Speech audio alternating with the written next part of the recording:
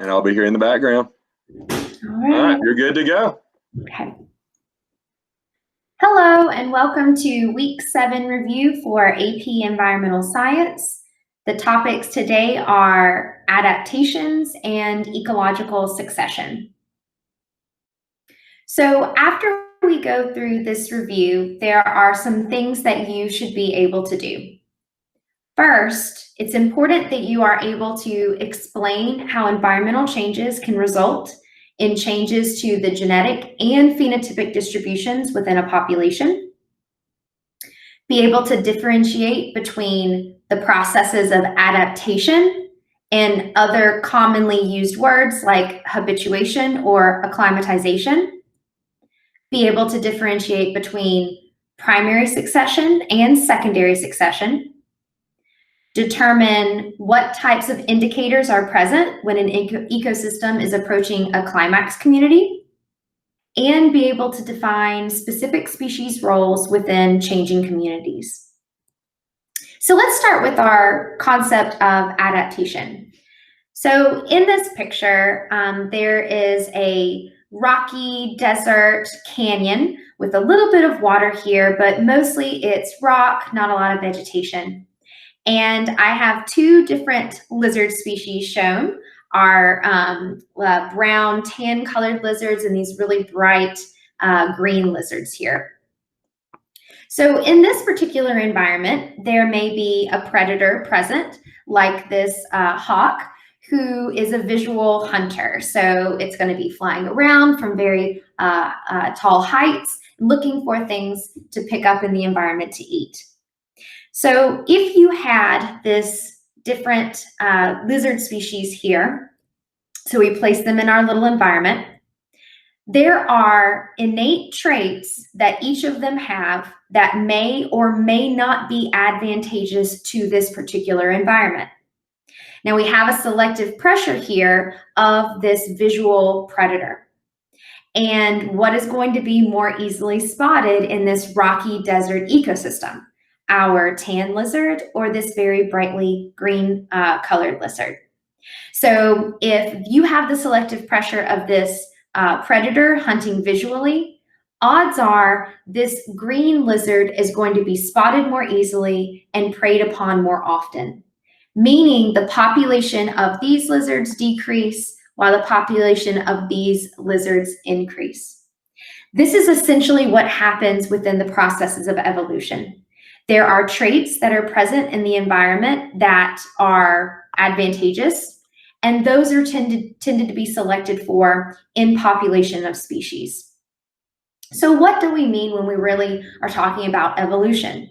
Well, within the limits of biology, populations can adapt to changes in their environment. This is evolution. But what we really mean is that there has to be some type of change in the genetic makeup of the population through successive generations. So a really important hallmark of this term evolution is that you have genes passing down through the generations. How does this actually happen? So two important terms that you might remember from biology, gene pool and alleles. So let's look at an example here. The gene pool are just the set of all genes in all individuals of the population of a species. And the alleles are the different variations of these genes. So here in this diagram, I have a chromosome here. This could be the maternally inherited chromosome. This could be from the paternal side. So this organism here has one allele for red hair color or brown hair color, one allele for tall from the mother, and also another allele from the father that is also tall. There's also this other characteristic of lipoma formation. Those are just little fatty deposits underneath the skin.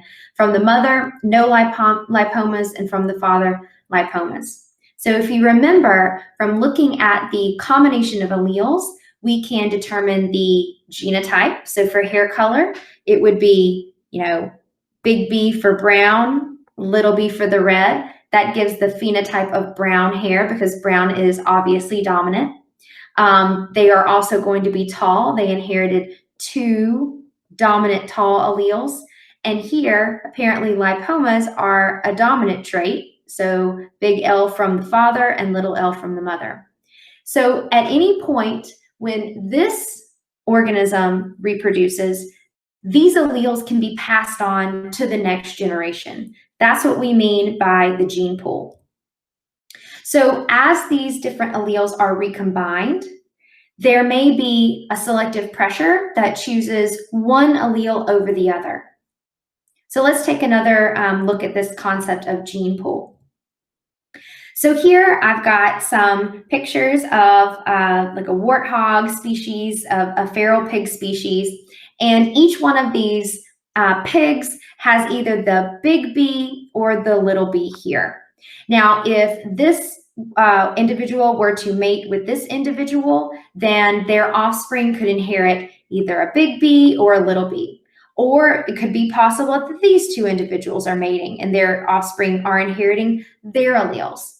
So instead of just looking at the one individual and the alleles that we pass on, we want to consider the entire population and all of the possible combinations within the gene pool. So we sort of switch our focus from the individual kind of traits to what is more prevalent in the population and why. So this brings us to this concept of natural selection. And again, if you remember from biology, this was sort of pioneered by some observations made by Darwin. Although he was not alone, there were other people that were also thinking about the same types of things that they were observing in the natural world.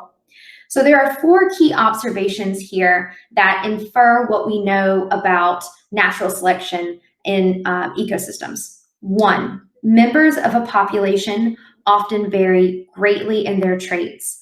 Each individual is slightly genetically different from all the other individuals in the population. These traits are most definitely heritable. All species are capable of producing more offspring than their environment can support. We remember this from earlier in our reviews, talking about how abiotic and biotic factors can limit populations. And owing to these limiting factors, lack of food or other resources, many of these offspring do not survive. And this is often not random. And certainly in the case of natural selection, it is not. So here are the inferences that we can make. If there is anything that you remember from the adaptation section of this unit, it should definitely be these 2 inferences. Very important. So the first one, individuals whose inherited traits give them a higher probability of surviving and reproducing tend to leave more offspring than other individuals. So this is a relative measurement. One individual has more offspring than another. Inference 2, this unequal ability of individuals to survive and reproduce leads to the eventual accumulation of favorable traits in the population over those generations. So number 1, we know there is natural variation in populations. There is differential reproduction or varying levels of fitness. And the selective pressures in the environment choose what traits passes on, and that causes overall evolution in the population. Another important topic that often comes up in environmental science is human impact on the evolution of certain populations. And this is often seen in our use of things like pesticide or antibiotics. So say you have a particular pest that is becoming an issue for growing a particular type of crop. You may design a pesticide that targets that particular pest. Well, you apply it one time to the crop. It probably will kill the majority of these pests, but it's also possible that a few of them already have some type of mutation, some type of allele that causes them to be resistant to this pesticide. So after you apply it, most of the individuals have died, but this resistant individual has lived on. So later generations are going to have more of the resistant allele that was found in this individual than it had previously. Not 100%, but definitely an increase in that resistance allele. So then what do? We still have the pest on the crop, so we reapply. Again, this is probably going to kill those non-resistant individuals, but because more of the population has inherited resistance, they are even more numerous in the population later. So this is the pesticide treadmill, and that will also be discussed later on in the course. But it's foundationally because of the way that populations evolve over time.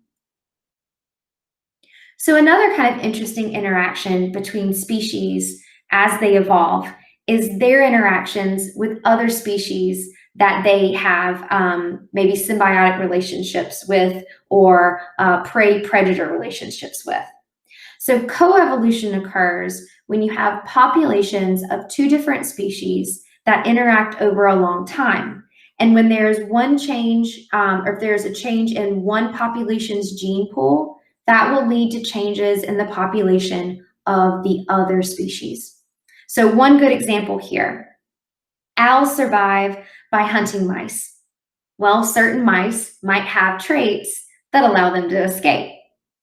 Some of these owls, some of these predators may have better eyesight than others. So they're actually more successful hunters.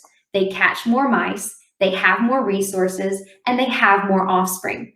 So they pass that better eyesight trait onto their onto their offspring.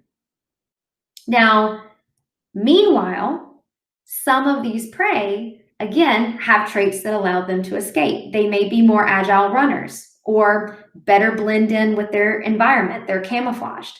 So they escape predation and pass those genes on to the offspring.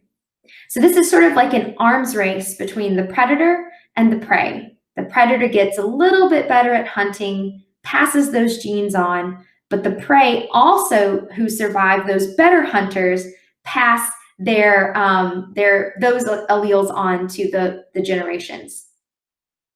Another good example of this is the fit of a pollinator to the plant that it is pollinating. So in this first example here, you have a butterfly that is pollinating this zinnia flower. Now the zinnia has evolved over time to attract this particular pollinator. And so the structures in the flower make it really, really easy for the butterfly to pick up the pollen. So you can see its feet are landing on the parts of the flower where pollen will stick. And it attracts this pollinator with a very particular type of flower. So this proboscis here of the butterfly can get the nectar. So butterflies are attracted to this pollinator. They pick up the pollen, they take it to others. So the genes that are in the zinnia that attract the butterfly are passed on through this interaction. The same thing can be seen here in the other two examples. A hummingbird's beak, its long beak and its tongue that comes in and out, is adapted to pollinating the hibiscus flower. So its particular type of flower structures that hold the pollen are designed to be pollinated by the hummingbird. And here, the saguaro cactus in the bat, you can see that it's got a very specific opening for the bat's head to come in, get whatever is attracting it, get pollen, and then move on to the next flower. So you often see this relationship between populations over time where they become more and more fit to each other and more dependent. This is called coevolution. So in general, there will be limits to adaptation. Not all populations are able to adapt to all environments. There are many different factors that will depend or that will determine whether or not this can happen.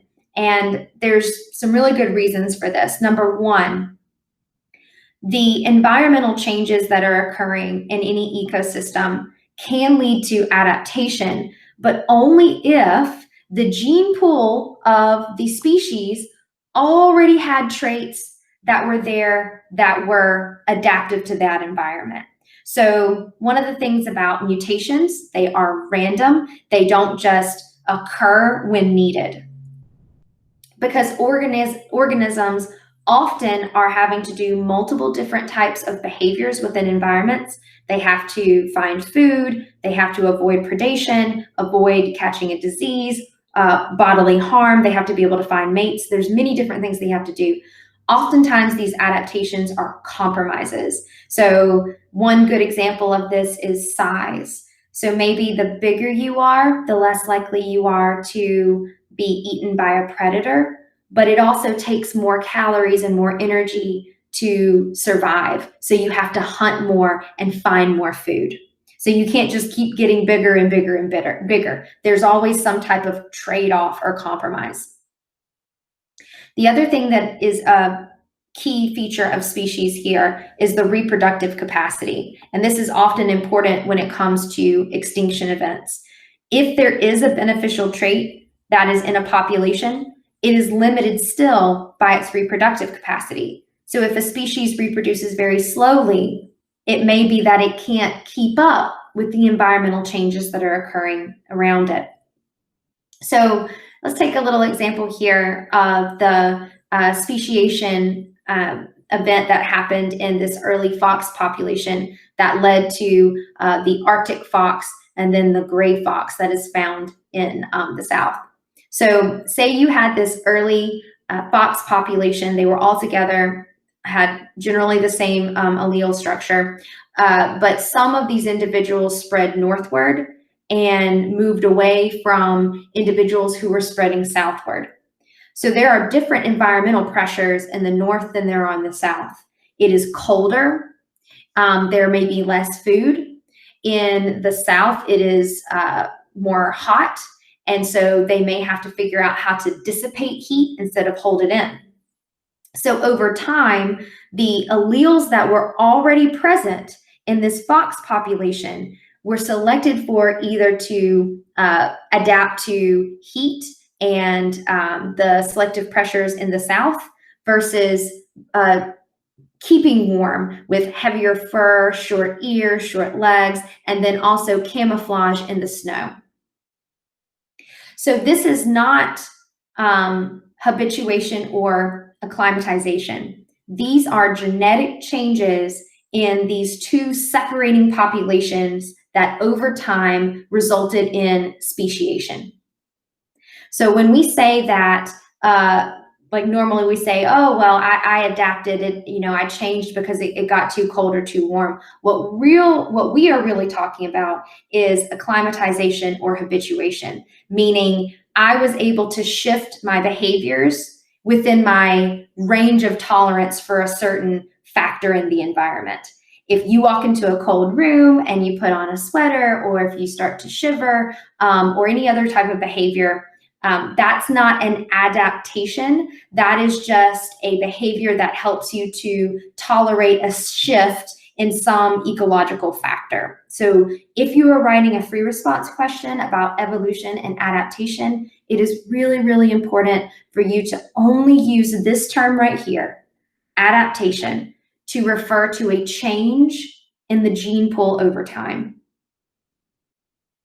So at the end of the day, these species, any population, either there has to be some type of trait present that allows them to adapt.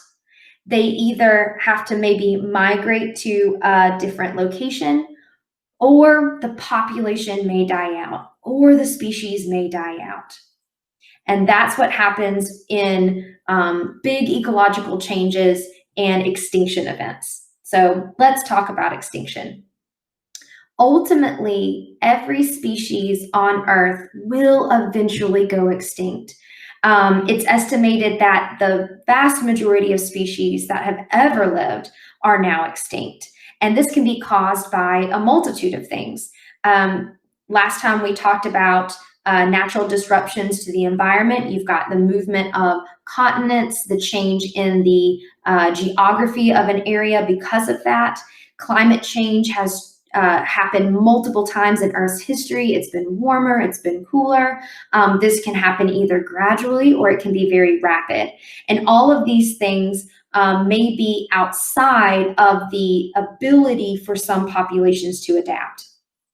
So there are two types of extinction that you need to know about. The first is background extinction. And this is just something that occurs continuously through time. It's when species disappear as local conditions change. You can think of it as the species has sort of gotten to the end of their ability to adapt, and so they disappear. So this is a low rate, consistently through time, and this is just part of evolution, and it's a normal outcome. What's different from that are mass extinctions.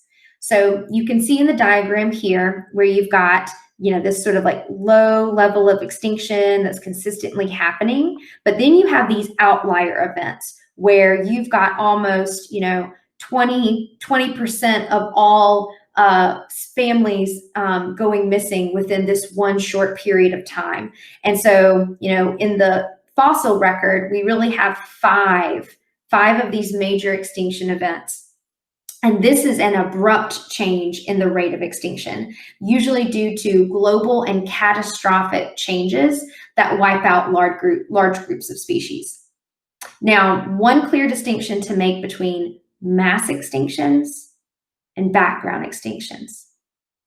These happen for species that are not able to adapt. So they are unfit for the environment. Mass extinctions don't have that particular selective feature. They take out organisms that are still fit. And it's because the change in the global climate or some other type of thing was too extreme, too disruptive, even for the fittest of species to survive.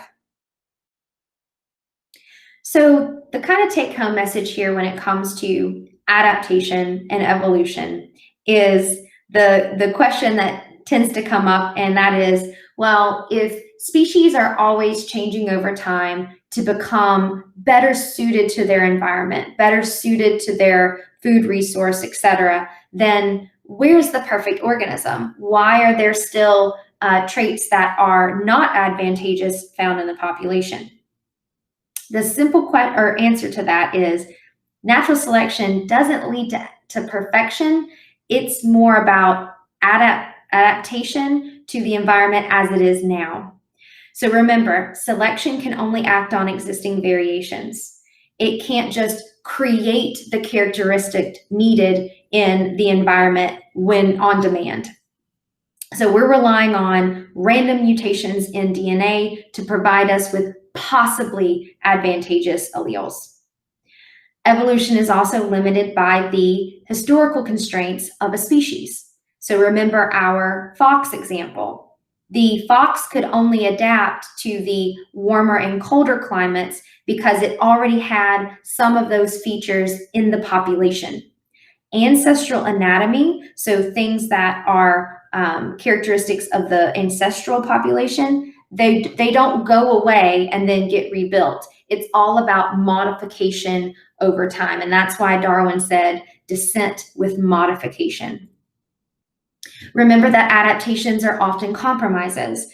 There are trade-offs to flying faster, being bigger, being smaller. So you can't always have every single characteristic be perfect. There's also the role of an always changing environment here. Sometimes organisms die randomly by chance. Sometimes the environment shifts and the thing that used to be adaptive is no longer.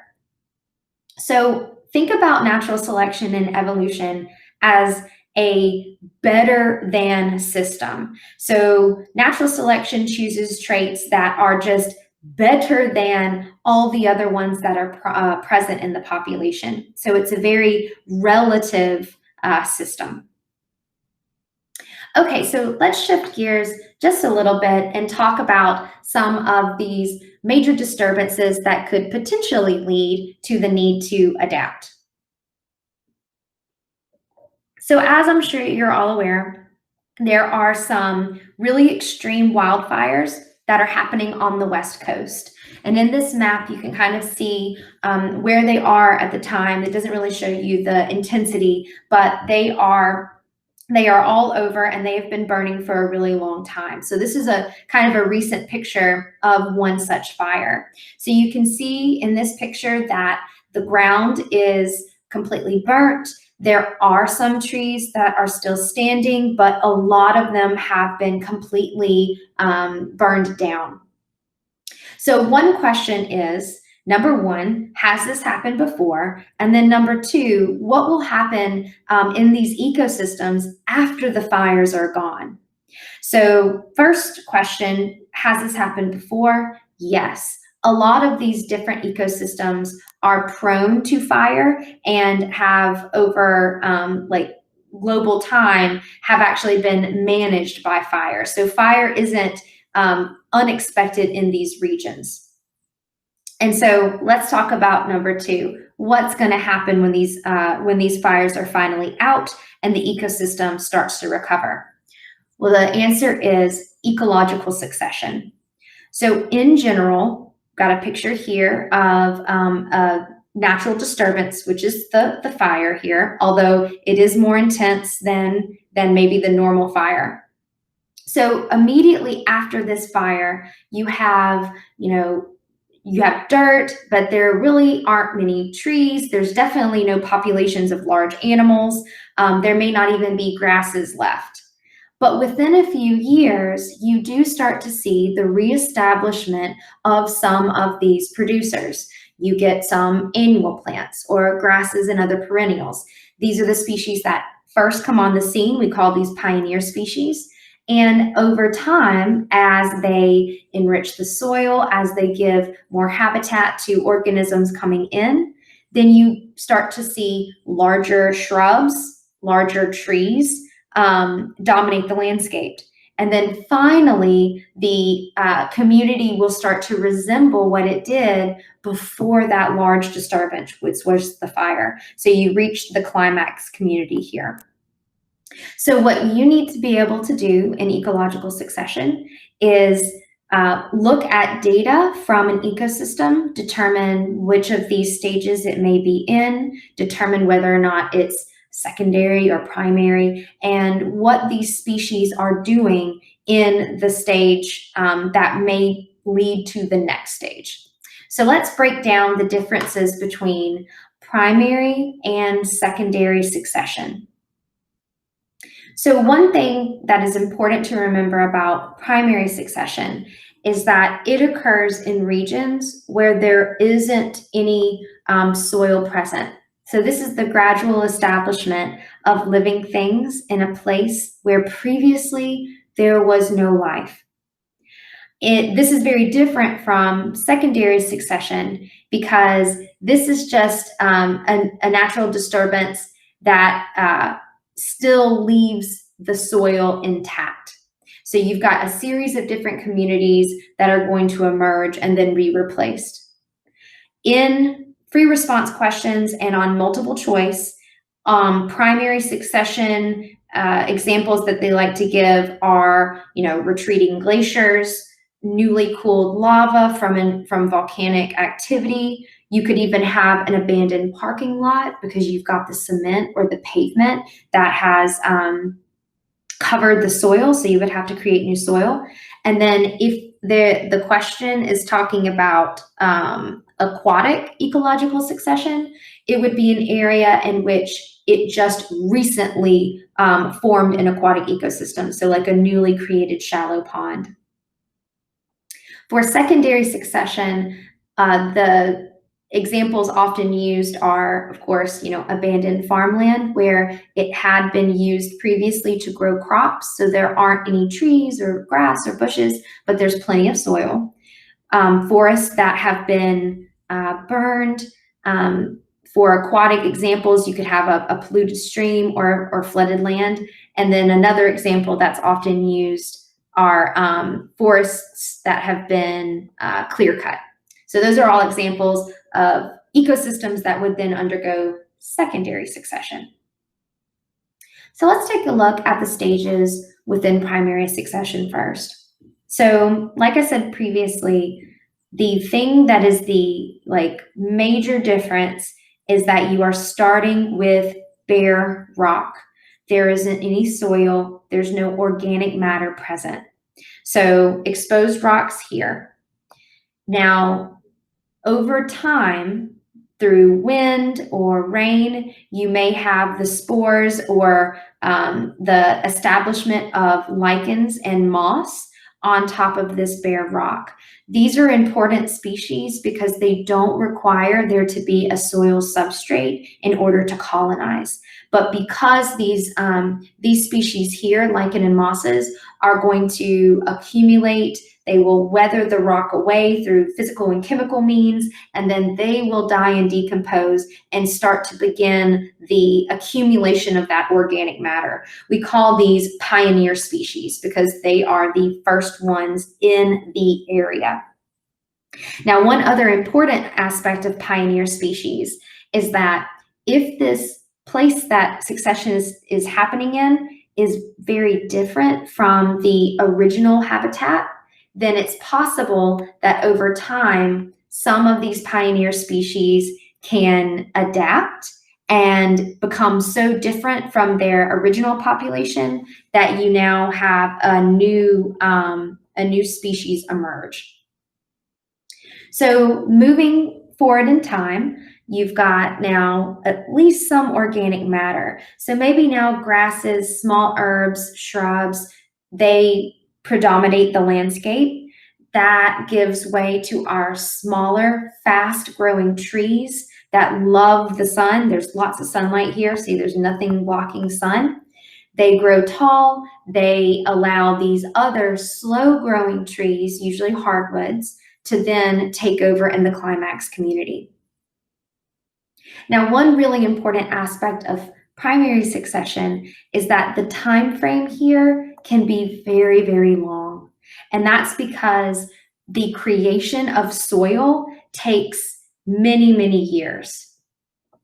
So this is hundreds to maybe thousands of years for primary succession. Now, secondary succession looks very similar, but the time frame is very different. So because the lengthy process of creating soil doesn't have to happen, you can kind of fast forward, and now we're on the scale to tens to hundreds of years for secondary succession. So the first stage here, you've got our fast-growing, sun-loving, weedy species, grasses, annual weeds, dandelions, things like that, that really take advantage of this open environment. Then those are replaced by more perennial and established species.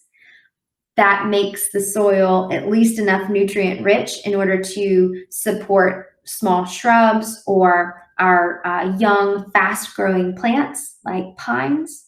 And then those give way again to mature hardwoods that take many, many years to grow into maturity. So there are some particular things that can affect the rates of succession in any different area. So the first thing is facilitation. So some species, especially pioneer species, that come into the area, they are often going to, by virtue of their life cycle or biology, they're going to make the area more suitable for other species with different niche requirements. A good example of this are species that help fix nitrogen very quickly. So there are some grasses and tree species that make the soil nitrogen rich, and that is what allows other species to come in later. And so it's a little ironic, because as they make the area better for others, they actually increase the competition for themselves. So that's why you oftentimes see the pioneer species or the facilitating species being replaced later on by other stages. Now, the opposite of this is inhibition. Some species can actually hinder the establishment and growth of others. So one good example here are black walnut trees. So if you've ever gone through a field and you see this like beautiful, huge, big tree, but there's like nothing else around it, there's no other trees, it might be a black walnut. And that's because it actually produces a pheromone that will suppress the growth of all other species' seeds. So you may have, hickory or chestnut or anything else, but the black walnut is actually suppressing their growth, so it can be the only thing there. And then you have species that are more tolerant. So tolerance is when the later stages are largely unaffected by these earlier species, because now there's no direct competition. And a good example of this are shade plants. So within a climax community, you've got large trees that are blocking out the sun from the understory and from the ground level.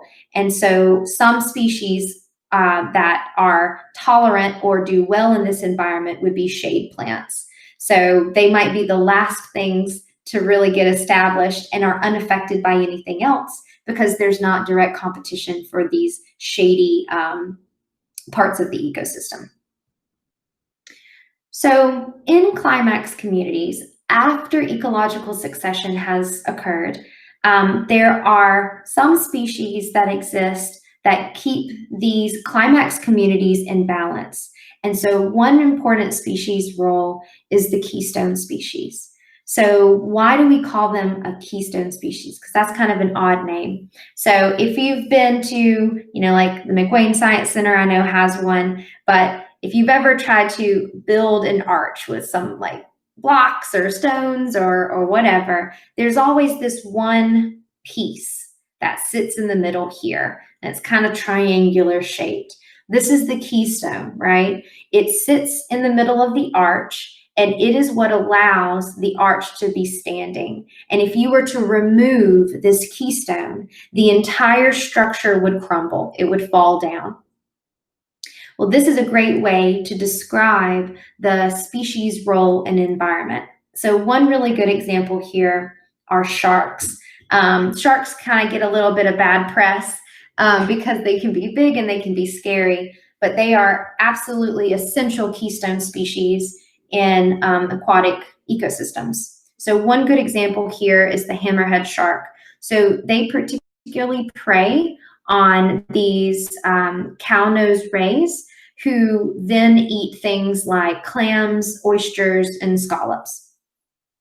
So previously, when we talked about food chains, we talked about top-down and bottom-up processes. And we know that this hammerhead shark helps to keep the population of these cow-nosed rays in check. And then that sort of trickles down to the bottom level here. Well, at some point in the mid-Atlantic, the hammerhead shark had been overhunted. So that's one of the HIPPOC human environment interactions. And that caused the cow-nosed rays population to skyrocket. So then they started eating up all the bivalves, ate all the scallops, and in 2004, it completely collapsed and shut down all of North Carolina's scallop fisheries. So when we took away this keystone species of the hammerhead shark, the entire food web and the energy flow within the ecosystem completely collapsed. Other examples that are common in apes are sea otters, starfish, and other types of like top predators that sort of keep the rest of the food chain in check. Wolves are also another keystone species. So another important role in the Climax community are indicator species. So the canary in the coal mine, right? So everybody's kind of heard about that. And so back before there was good like monitoring that you could take down into coal mines, miners would take these small birds, these little canaries, and they were using them as an indicator of poisonous gases underground. So because the birds were very small, only a small amount of the gases that were dangerous could kill them, and then that would indicate to the miners that they were in a dangerous part underground and that they needed to leave. And so this is a really good example of what indicator species do for our Climax communities. How do we know that there is a major disturbance in an ecosystem if it's not something as visible as a fire or a flood or something like that?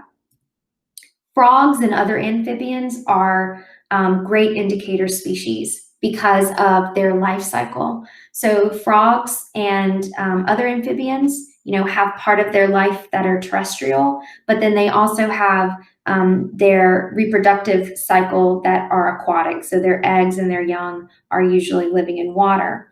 And so if you go into an ecosystem and there are no amphibians, that's a good indication that there may be something in the environment that is deadly, either some type of toxin or pollutant or disease that could be disrupting the rest of the community.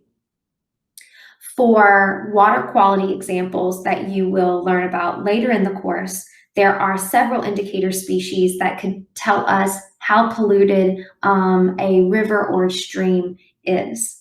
So if you go into an area and you do a sample of biodiversity and you find stonefly nymphs, dragonfly nymphs, freshwater shrimp, all these things, then we know that the pollution level must be very low because those species cannot tolerate high pollution levels or low dissolved oxygen. But if you look at a stream and all you can find are worms, that is a good indication that the stream is highly polluted or there is a problem with the dissolved oxygen. And if there is nothing living there, then that would be an indication of extreme pollution. So any one of these, indicator species can give us a good example or a good way to test for water quality. So the final kind of thing here for ecological succession is that some communities have characteristics that make them more likely to bounce back from a disturbance from other. And some ecosystems characteristics allow them to be more tolerant of environmental change. So these two things are called persistence or inertia and resilience.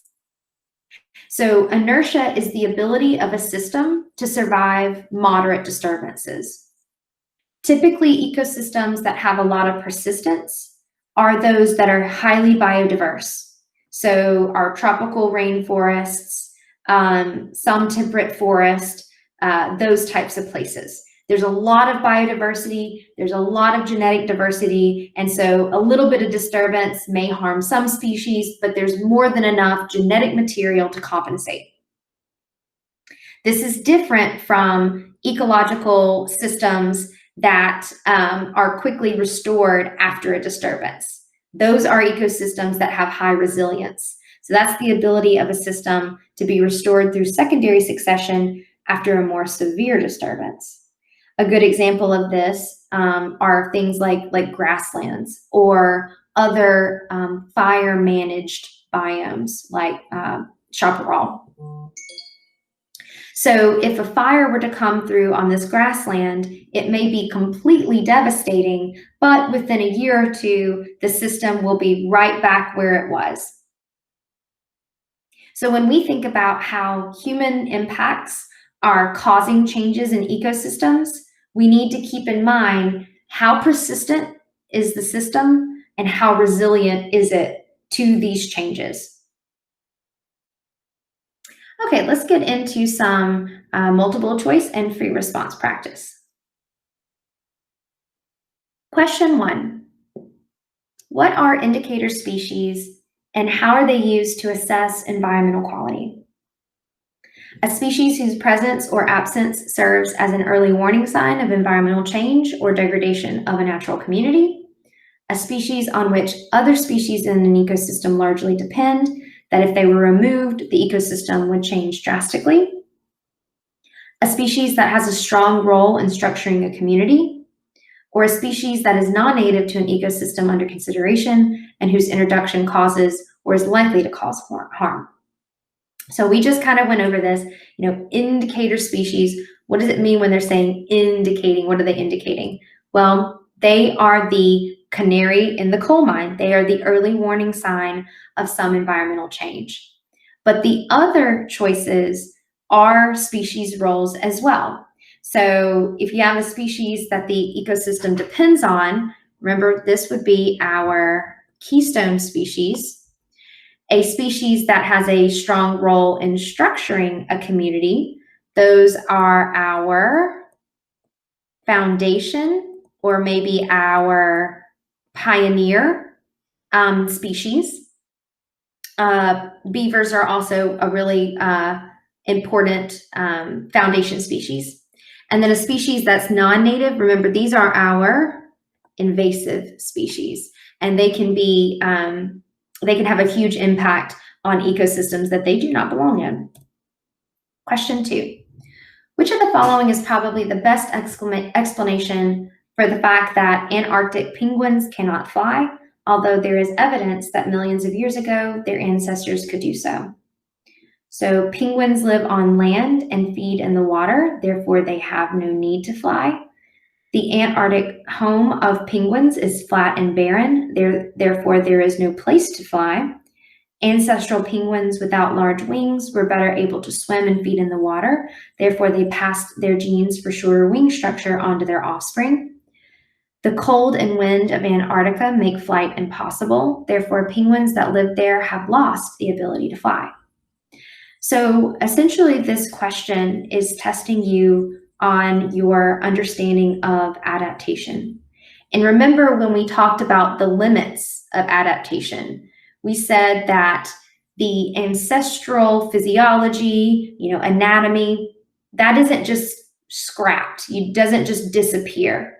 So which of these answer choices better fits the change or modification of that ancestral trait to what we see in flightless penguins?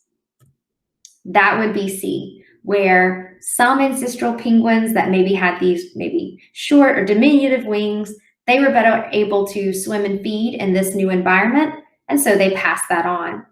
Just because they live on land and feed in water doesn't mean that they necessarily would have their wings taken away, that they would just disappear just because there's no need to fly. There has to be a pressure that drives the change in order for it to occur. Question 3.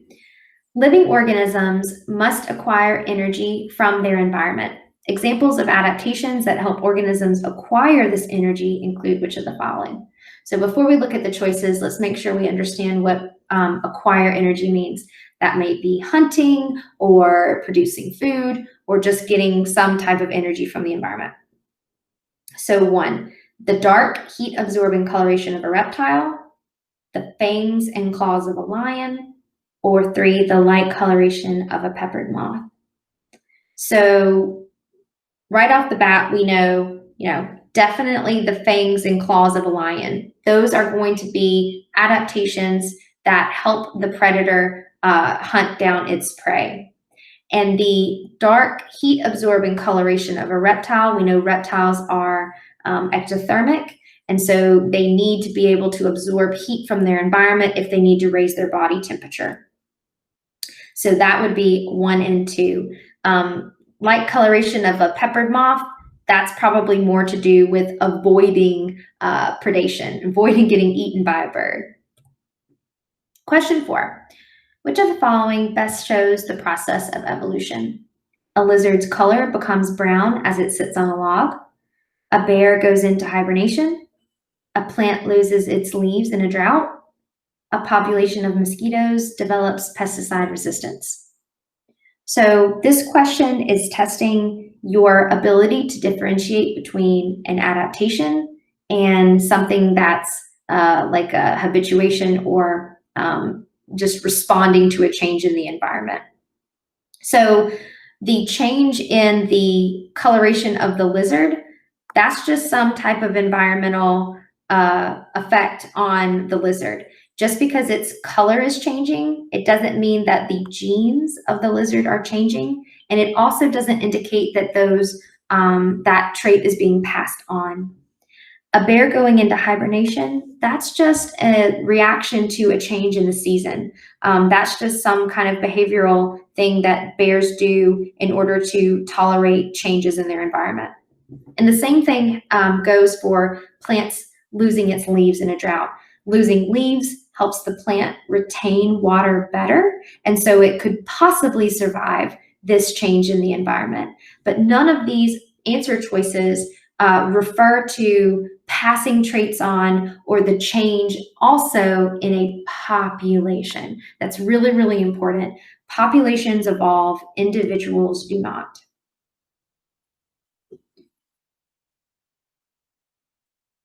Question 5. The Ring of Fire is a location of increased seismic and volcanic activity around the margins of the Pacific Ocean basin. On the map above, each dot represents a volcano or an earthquake. Although the landscape following a volcanic eruption may appear unable to support ecological communities, over time the area can be transformed through succession. Which of the following explains how primary succession can lead to soil formation on a newly formed volcanic landscape? So they've already told us that we are considering primary succession, and we're trying to figure out how do we get soil, that labor-intensive, really long process in primary succession. So dirt and other organic matter is deposited on bare rock through rain or wind. Organisms on bare rock physically and chemically weather the rock into soil over time. Animals migrate to the newly formed areas and create soil as they die and decompose. Through the movement of tectonic plates, bare rock is crushed to form soil over time. Well, there's only one of these things that we actually discussed, and that is pioneer species like moss, lichen, bacteria, other microorganisms that can physically and chemically change the rock into soil over time. All of the other things are not quite correct. So the movement of tectonic plates, although that does change the landscape, it would be at a larger scale than that required to form soil. Animals would not be able to survive just on this bare rock, and the rain and the wind isn't a large enough process to be able to deposit organic matter. Question 6. In a population of beetles, there is a wide variety of color matching the range of coloration on the tree trunks on which the beetles hide from predators. The graphs illustrate 4 possible changes to the beetle population as a result of a change in the environment due to pollution that darkened the tree trunks. So there's definitely some change in the environment here. So which of the following includes the most likely change in the coloration of the beetle population after pollution and the correct rationale for the change? So let's take a look at these diagrams before we read the choices. So in this population, or in 1, where you've got the population frequency of the original population here, okay? And then we see that the population after pollution has actually shifted. So the majority of them are becoming lighter not darker. Now, if we know that these beetles are trying to hide from prey, they need to be able to match their environment. They need to be able to be camouflaged. So being lighter, that probably wouldn't help them out. Okay, so here, the original population was this, and now we've got this disruptive selection here where we've got more that are light and then also more that are dark. Well, that doesn't really make sense because, again, we want the things that are being chosen are the ones that can better camouflage themselves. So probably not. Here was the original population in 3, and now we're just kind of exacerbating what was already there. Well, that doesn't really show a change due to the environment.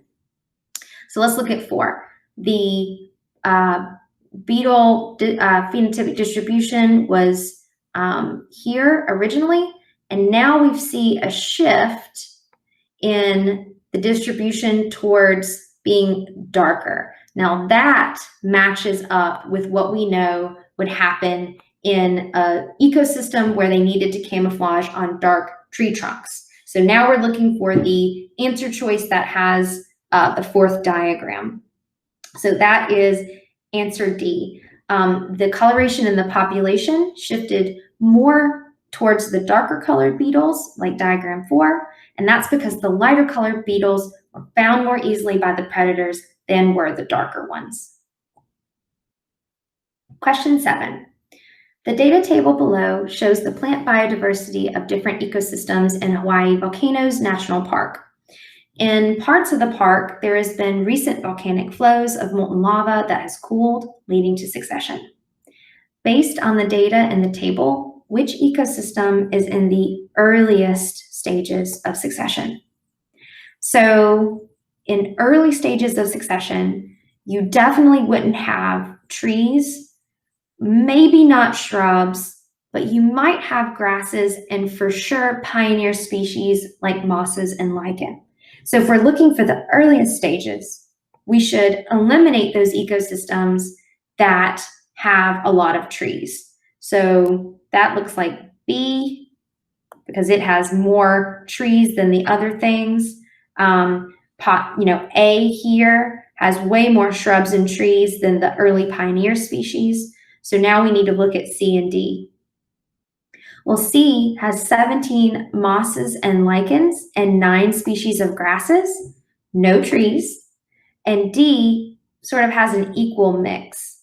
So it's much more likely that ecosystem C is in the earliest stages of succession because the types of organisms are those that are found in these earliest stages. So let's move on to a couple of short free response questions. The first one are about dams. So dams are built by humans for various purposes, including hydroelectric power generation and control of flooding. But dams are also built by beavers, and they are a keystone species in some North American ecosystems. So A, define keystone species, and B, describe how dams built by beavers can make beavers a keystone species in some ecosystems. So 1 point would be earned for this correct definition of a keystone species. It has a larger effect on the environment relative to its abundance. So there may be only a few, but its role in the environment has larger impacts than its numbers would suggest. Or you could use our definition that we talked about earlier. If you were to take the beavers out, it would reduce the ecosystem stability. Or you could say the opposite. By having the beavers and their activities in the ecosystem, it's more stable. Now, how are they transforming their environment, and how is that linked to the impact on other species? So by damming up places in the river, they are creating habitats, or they're altering existing habitats so that other organisms could come in and occupy new niches. The same reason why humans build dams, which is to control flooding, is the same kind of impact that beaver dams have. Fewer floods, maintain stability.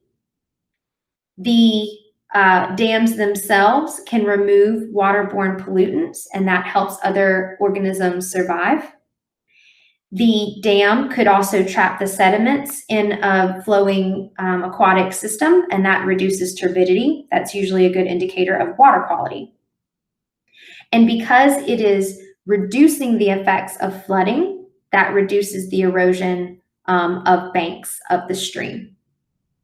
So any of those things could have been used to describe how beavers act as a keystone species.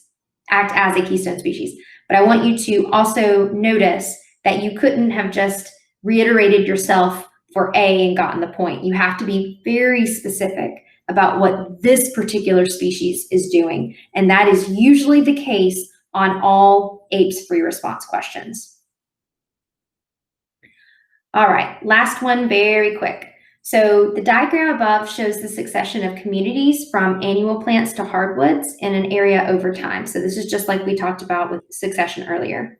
So each of the following disturbances describe the immediate and long-term effects on ecosystem succession. So one, you've got a volcanic eruption that covers a forest with lava, and then you've got a portion of the forest being clear-cut. So obviously we've got primary and now we've got secondary. So this is a 4-point maximum question, and it's because you get 1 point for being able to compare the time that it takes primary succession to be longer than secondary succession. So in the volcano eruption scenario, it's the immediate effect is that there is now no soil. And so primary succession has to occur. The long-term effect is, lava has to be turned into soil by all of those processes we discussed. But there's also lots of light available. So organisms that thrive in light when soil is present are going to dominate in the long term. But the clear cut of the mature forest, that is not primary succession, that is secondary. So, you could even describe this as saying all life is not destroyed. There are probably seeds left over. Secondary succession can occur because soil is present.